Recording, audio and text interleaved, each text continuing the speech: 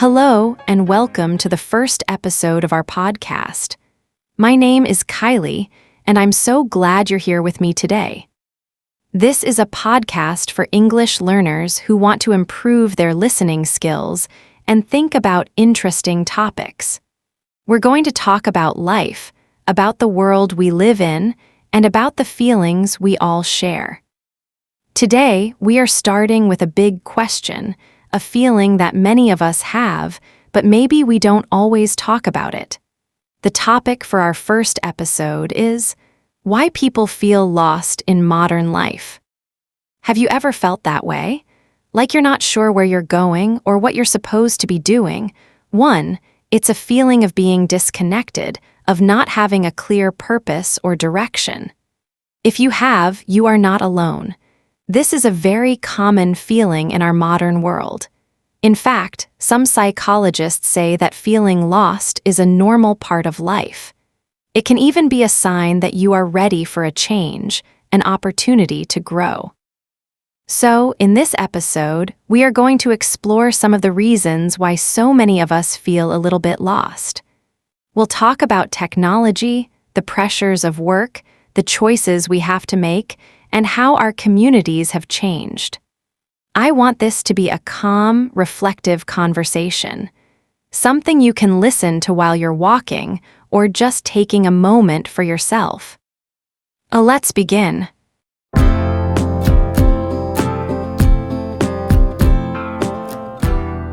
Let's start with something that sounds like a good thing, having lots of choices. In the past, for many people, life was more predictable. You might follow the same career as your parents. You might live in the same town your whole life. The path was clearer in a way. Today, we live in a world of almost unlimited possibilities. Think about it. When you go to a supermarket, you see hundreds of different kinds of cereal. When you finish school, you can choose from thousands of different jobs in any city in the world. On the internet, you can be anyone you want to be. This sounds like freedom, right? And in many ways, it is. But there's a surprising problem that comes with all this choice. Psychologists call it the paradox of choice. The idea is that when we have too many options, we can feel overwhelmed and less satisfied with our final decision. Let's think about that for a second. Imagine you want to buy a new phone. There are so many brands, so many models, so many different features. You spend hours, maybe even days, reading reviews and comparing prices. You finally buy one, but then you start to worry. Did I make the right choice? Maybe the other phone was better. This feeling is called regret, and it's a common result of having too many options. This doesn't just happen with phones. It happens with big life decisions, too. What should I study? Where should I live? Should I take this job or that one? Because there are so many possible paths, we can feel a lot of pressure to choose the perfect one. And because we can't know the future, we worry that we are making a mistake. This constant questioning of our choices is a major reason why we can feel lost. This feeling of being overwhelmed by decisions has a name: decision fatigue. Our brains can get tired from making too many choices, even small ones. When our brains are tired, we might start making bad decisions, or we might avoid making any decisions at all. This can leave us feeling stuck, unable to move forward. So, our first big idea is that having too many choices can actually make us feel more lost, not less. The pressure to make the perfect choice and the fear of regret can be paralyzing. It's the paradox of our modern freedom.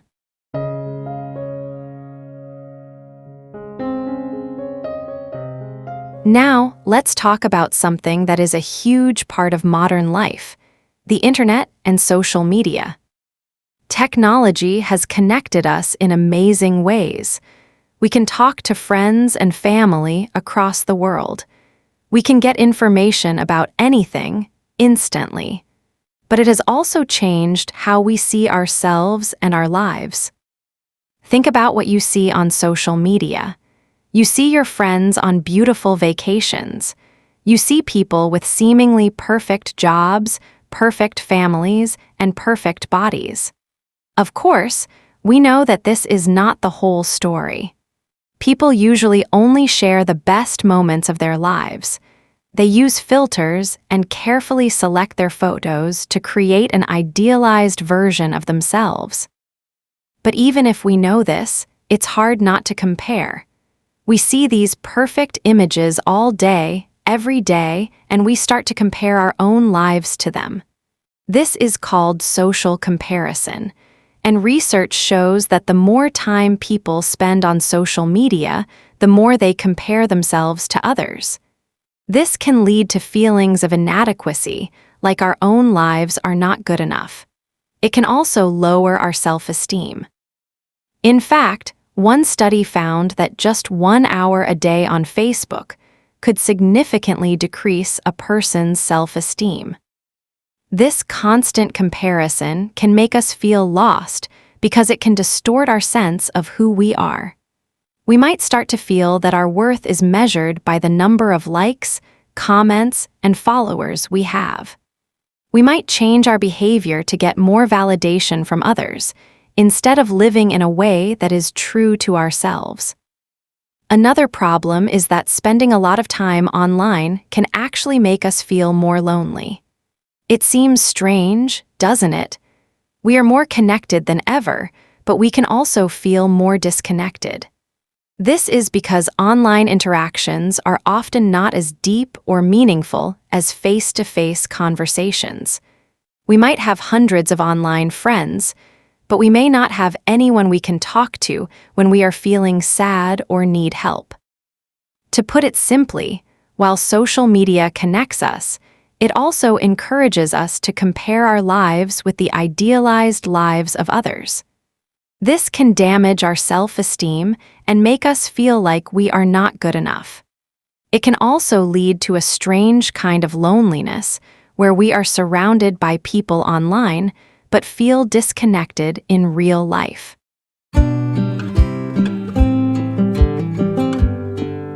Let's move on to another big part of our lives, our careers. For many people, their job is a big part of their identity. But the world of work is changing fast, and this can be another source of feeling lost. In today's job market, there is a lot of pressure to be successful. We are often told that we need to be ambitious, to always be learning new skills, and to climb the career ladder. This can create a culture of busyness, where we feel like we always need to be productive. There's little time for rest and self-care. This constant pressure can lead to a lot of stress and anxiety. We might worry about our job performance, about keeping up with new technologies, or about job security. The fear of failure can be very strong. Another common feeling is something called imposter syndrome. This is the feeling that you are not really qualified for your job and that one day everyone will find out you are a fraud. Even very successful people can feel this way. It's a kind of self-doubt that can be very stressful. The nature of work itself is also changing.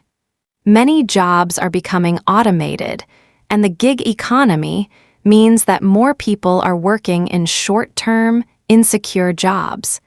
This can make it hard to feel stable and secure in our careers. For many people, the traditional idea of a job for life is gone. We might change careers several times during our lives. This can be exciting, but it can also be scary. Each time we change, we have to ask ourselves, what do I want to do next? What am I good at? What is my passion? These are big questions, and it's not always easy to find the answers. And sometimes we can achieve our career goals, we can get the dream job, and still feel empty. We might realize that the thing we thought would make us happy doesn't. This can be a very confusing and difficult experience. It can make us question everything and feel truly lost. So, the modern world of work can be a source of great pressure and anxiety. The expectation to always be achieving, the fear of failure, and the changing nature of jobs can leave us feeling insecure and lost. We might even find that career success doesn't bring the fulfillment we expected.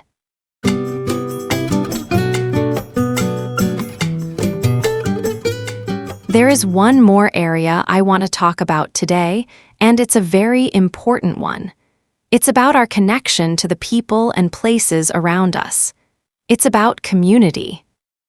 In the past, many people lived in tight-knit communities. They knew their neighbors.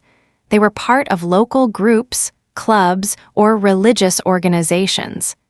These communities provided a sense of belonging and support. Today, our communities are changing. More people live in big cities, where it can be harder to know your neighbors. Many of the traditional social structures that brought people together, like community centers and local clubs, are less common now. And as we talked about earlier, we are spending more of our leisure time at home, often online. Instead of bowling with friends, we might be bowling alone, as one famous book title suggests. While we connect with people online, these digital communities don't always replace the feeling of belonging that comes from real-world interaction. This decline in community has led to what some people call a loneliness epidemic. It's a strange idea because we are surrounded by people. But loneliness is not about being alone. It's about not feeling connected to others in a meaningful way. And many people in the modern world report feeling lonely. One report from the U.S. Surgeon General even said that about half of American adults experienced loneliness, even before the COVID-19 pandemic. Feeling disconnected from a community can make us feel lost because it takes away our sense of being part of something larger than ourselves. Humans are social creatures. We need to feel like we belong. When we don't have strong social connections, it's easy to feel isolated and adrift. To recap this section, our sense of community has weakened in the modern world. We are less connected to our neighbors and local groups. This can lead to a feeling of loneliness and isolation, even in a crowded world. And this lack of community can make us feel like we are navigating life all alone.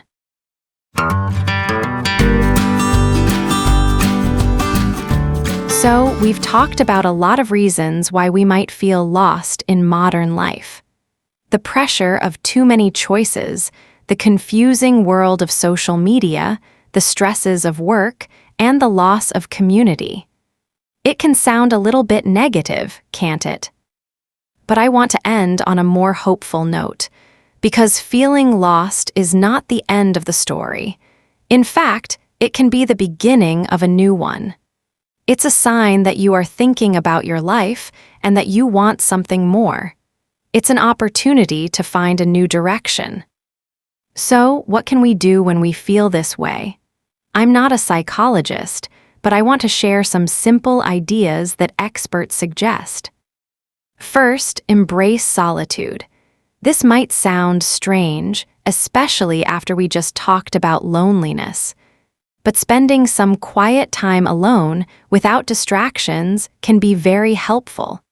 It gives you a chance to listen to your own thoughts and feelings, away from the noise of the world. You could try journaling, meditating, or just going for a walk in nature.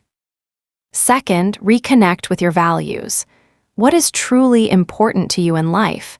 Is it creativity, helping others, learning new things?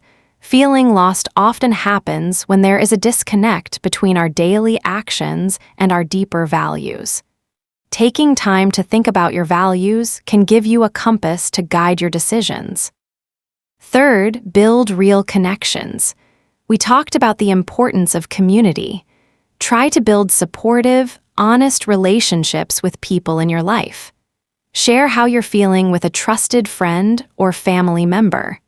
Or you could join a club, take a class, or volunteer for a cause you care about. This helps you connect with like-minded people and feel like part of something bigger. Fourth, be patient with yourself. Finding your way takes time. It's a journey, not a destination. There is no right path, and it's okay to not have all the answers. Be kind to yourself and remember that it's normal to feel this way sometimes. And finally, if you are really struggling, it's okay to ask for help. Talking to a therapist or a counselor can be incredibly helpful. They can provide guidance and support as you navigate these feelings.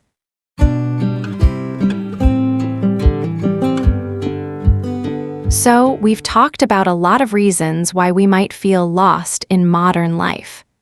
The pressure of too many choices, the confusing world of social media, the stresses of work, and the loss of community. It can sound a little bit negative, can't it? But I want to end on a more hopeful note, because feeling lost is not the end of the story. In fact, it can be the beginning of a new one. It's a sign that you are thinking about your life and that you want something more. It's an opportunity to find a new direction. So, what can we do when we feel this way? I'm not a psychologist, but I want to share some simple ideas that experts suggest. First, embrace solitude. This might sound strange, especially after we just talked about loneliness. But spending some quiet time alone, without distractions, can be very helpful. It gives you a chance to listen to your own thoughts and feelings, away from the noise of the world. You could try journaling, meditating, or just going for a walk in nature. Second, reconnect with your values. What is truly important to you in life? Is it creativity, helping others, learning new things? Feeling lost often happens when there is a disconnect between our daily actions and our deeper values. Taking time to think about your values can give you a compass to guide your decisions. Third, build real connections. We talked about the importance of community.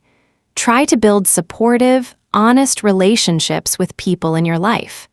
Share how you're feeling with a trusted friend or family member. Or you could join a club, take a class, or volunteer for a cause you care about. This helps you connect with like-minded people and feel like part of something bigger. Fourth, be patient with yourself. Finding your way takes time. It's a journey, not a destination. There is no right path, and it's okay to not have all the answers.